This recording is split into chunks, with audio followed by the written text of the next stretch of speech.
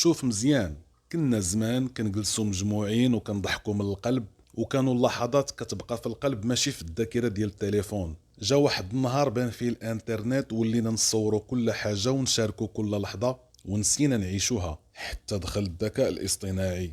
اسمع مزيان، هذا ماشي بحال اي اختراع، ماشي بحال التلفازة ولا الراديو ولا حتى الانترنت. هذا دخل باش يسمعك، يفهمك ويجاوبك كل مرة كتسولو.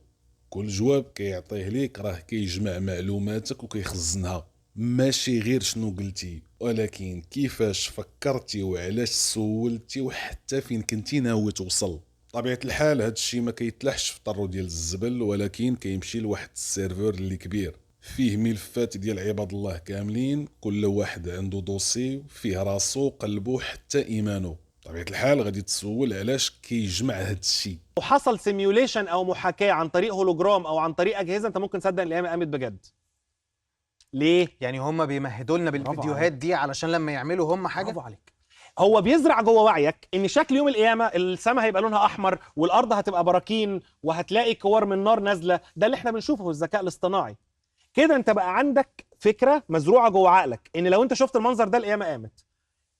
يعني حتى حاجه ما كاينه فابور، كاين خطه ماشي باش يعاونك ولكن باش يبدل تفكيرك، باش يشككك في كل شيء، في الدين، في القيم وفي الحقيقه. كيبان لك كيساعدك ولكن شويه بشويه كيبدل لك المصطلحات، كيغير المعاني ويخلي الحق والباطل يدوبوا في بعضياتهم وانت كتشربهم وانت ساكت. هو ماشي بشر وماشي نبي وماشي كتاب سماوي، ولكن كيعطيك فتاوى ويربي فيك الشك وانت كتقول عليه مفيد. ماشي كل جواب هو حق، ماشي كل سؤال خصك تسول عليه الاي اي، وماشي كل معلومة تستاهل تسجل. بعض الاجوبة خاصها تجي من قلبك ومن ربك، ماشي من سيرفر بلا روح.